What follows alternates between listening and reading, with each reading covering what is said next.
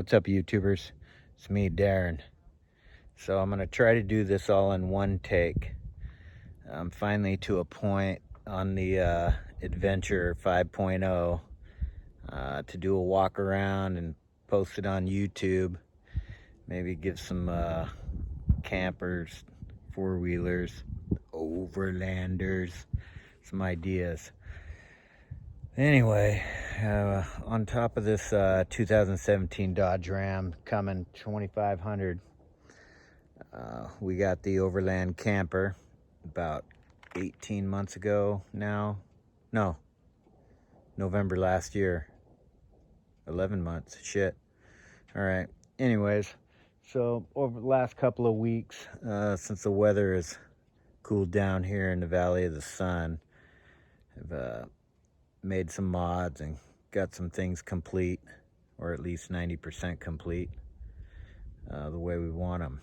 So I'm just gonna roll through it. I'm not gonna do the whole up and down on a camper. It's an Ovrlnd camper. You can do that yourself. Jay and team down there in Flagstaff, up there in Flagstaff, got it going on.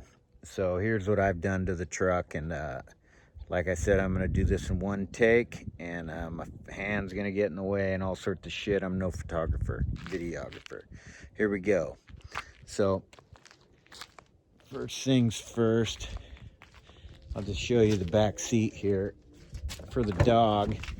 A while ago, did the old rear seat delete mod, and built these cabinets, or not cabinets, just this hinged platform here. I got the dog thing in the way, but a couple of hinges, piece of plywood. You get the idea. That, and then this basically right there, a platform for the old dog, and you know, plywood, nailer, staple gun, some glue, and some Home Depot carpet. Water inlet for a 20-gallon tank inside. Sink drain. Got the old hose hook up here, so when you know, we're not just totally in the woods or the desert, you know, I'll just let it drain out during those periods of time. But if we were in a campground, which we hate to do, but we do, I'll run that into a 5-gallon collapsible, which I just set right there with a hose. No problemo. Got this tank. Ovrlnd put the bracket on. So what we did was I took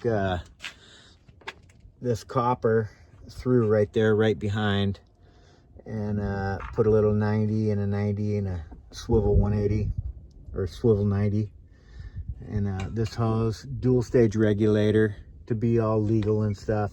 I just got this temped on because I keep this tank off when I'm at the house. But anyways, you get the point.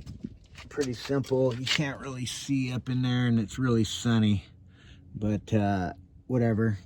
Drill a 5/16 hole, push the old copper through, and go for it. So yesterday I just got this complete. So it's a RV shower door, 2 pieces of 5/8 plywood, sanded down, cut, table saw, jigsaw, cut the hole. So that's just one piece. Put it in there, secured it down inside, mounted the bracket, and you can see, oh man, the camera worked bad, but anyway, got the water pump on. We'll get that inside.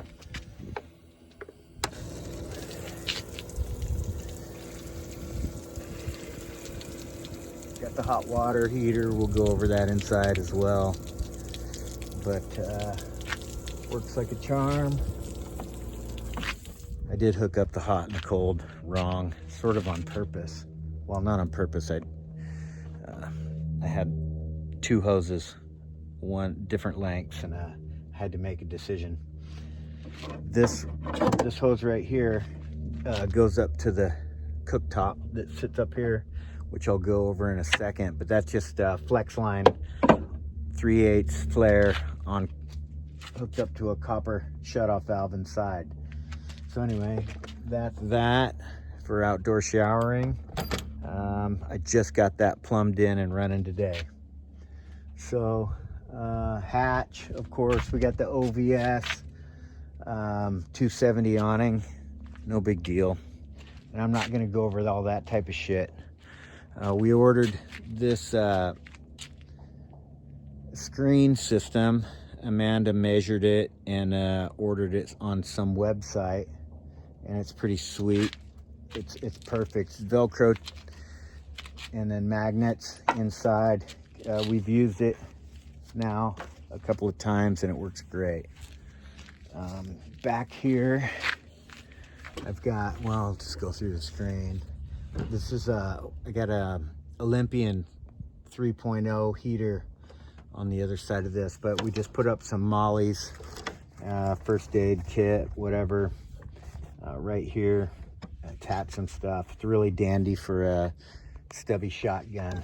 Put the butt right there, Velcro the barrel in. Stove's perfect. So another thing about the barn doors I'll go over real quick. So when I put on these barn door bottoms, because Ovrlnd doesn't do it anymore, you got to do it yourself. I sort of took 2 pieces of foam and duct taped them all together, because when that door's shut, this little bracket doesn't hold enough tension to keep the door out, so it comes in and then it's basically just flopping around free. So I put this down with some Gorilla Tape, perfect, and so that provides enough pressure to keep the backwards pressure on the right hand side door, the passenger door, so this never comes flying open. And then also it's a good, like a little dust trap, works great. You know, just some stupid little thing that I worked out. And out here, so we got another outdoor shower. That thing shoots out there far enough. That's cold water only. We had that from the original, the day I put in the water tank. This is great for hosing off the back doors and filling up the dog water, washing off your shoes, whatever, like right there. Anyway, that's that. Yeah, I know it's right by the new one, but we're leaving both. No reason to take out something that works good. So, all right, I'm gonna flip the camera around now. So coming inside, we put 3/4 inch birch plywood down on 2x2 frame, no insulation. We just put the 2x2s down, didn't even secure it to the bed, because everything else that we've done has secured everything to the bed. So that's just some Home Depot carpet on the top. It was cut to fit. You get the point. So we built that up. So there's 2 inches of space, or 1.5 inches, whatever a modern 2x2 is. I got this speaker board, stuff from work, basically in the dumpster. Put all these panels or controls out here. So we got propane leak detector, carbon monoxide detector, my voltage cigarette lighter, USB, Amazon Jobby, lights on remote. And then I also had 2 extra lights that I put in, some floor lights right here. Water pumps on, of course. The standard Ovrlnd, whatever. Well, you got to get up closer. Electric fan. This is one of the new additions. So there's a 12,000 BTU furnace, which I'll show, but I'll turn it on now just for fun. 75 degrees out. So I built this cabinet system when we were in vacation in Oregon. Here comes the furnace.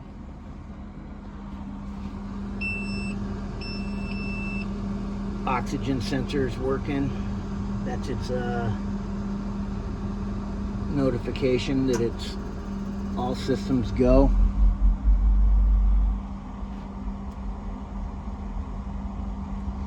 furnace just lit. So this thing will suck down the battery, but that's how we're gonna do it. Heat the joint up real quick. So anyways, got that. All right, so just put these magnets on the oh crap, that one just came off, whatever. So this is the Olympian 3. So our plan is to use this at night to keep the chill off. And the other furnace is basically to really heat the place up. So this is a little difficult. All right, this box was my first attempt at it ever with rails, so box on rails, that was very difficult for me. The whatever you call this brand toilet, Chirlino, 500 bucks. It works okay. This is how I plumbed in all the propane, basically. This outlet comes from the inverter up in the cab, so this is off the truck battery.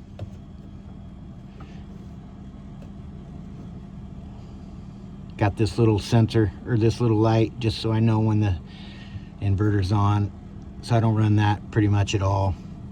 Emergencies, now that we got everything else going. So that's that. This is just 110 when I'm on shore power. Little hideaway panel. This guy, I gotta put a bar on here. Oh, camera work. Anyway, does the job, you get the point. This guy back on. These pool noodles are just temporary for now. Just playing around, getting ready for the winter.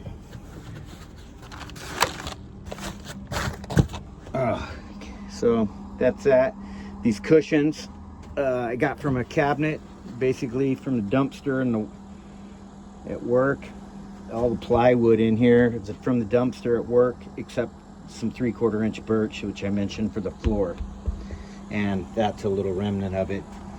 So my dad and I built all this framing out in July when we were in Oregon, so I'm just using cubbies like this. Built everything around these 3 cushions.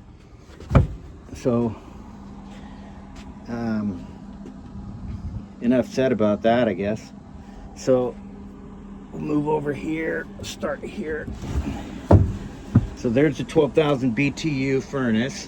Got that off Craigslist for 100 bucks. Some dude took it out of a surveillance van, I guess, is what he said.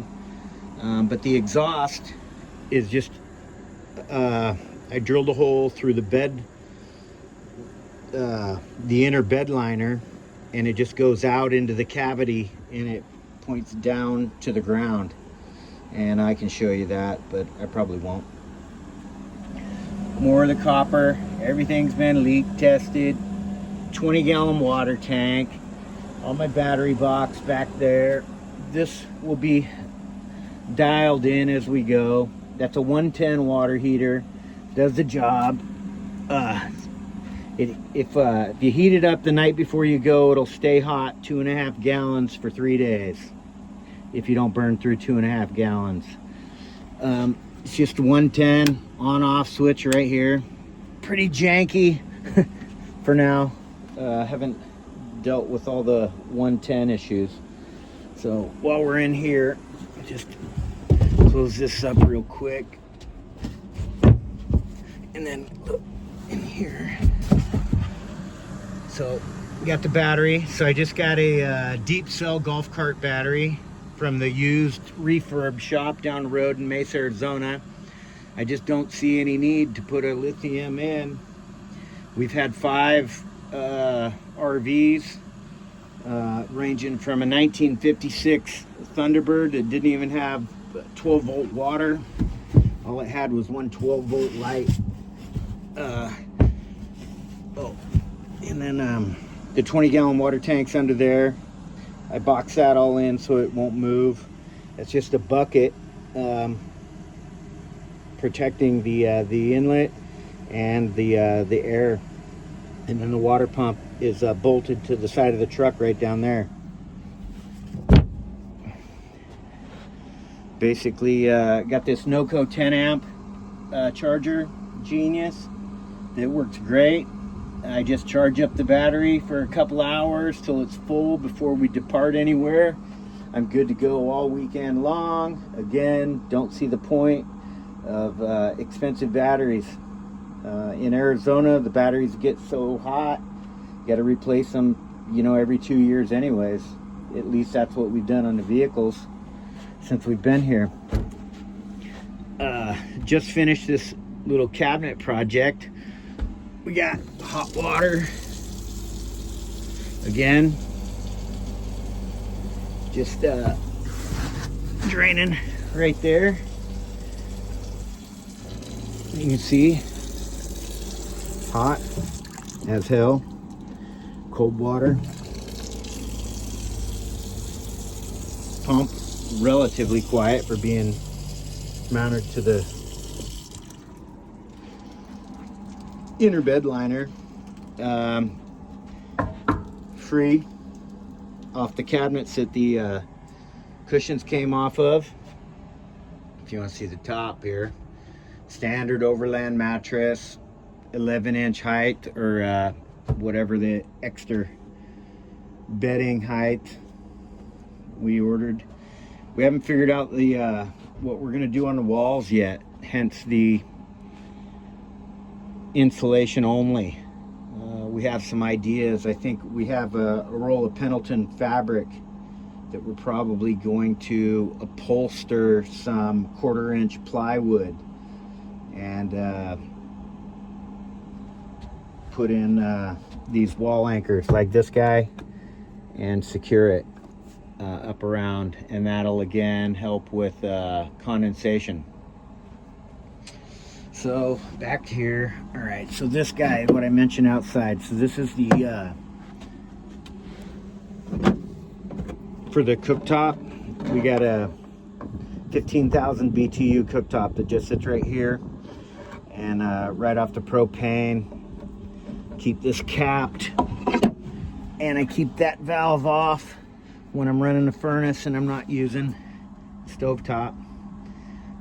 Built these shelves. I'm not too proud of them, but they'll serve the purpose. All my 12-volt and water and gas connections, and left this where like we're for shoe storage or something. But anyway, that's about it. That's all systems.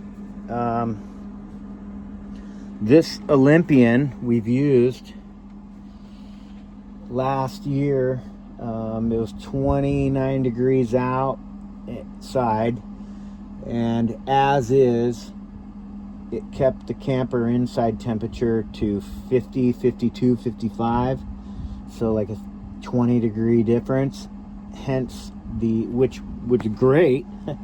But now, since we have all these cabinets in and benches, which we did not have last time, that it's going to be less square footage to heat, and this thing will probably do a lot better. But I'm not even worried about it because we got the 12,000 BTU Suburban, and that thing will kick it up to 80 in here in no time. That'll make the living temperature. We won't run that at night, I don't suspect, because it just drains the battery.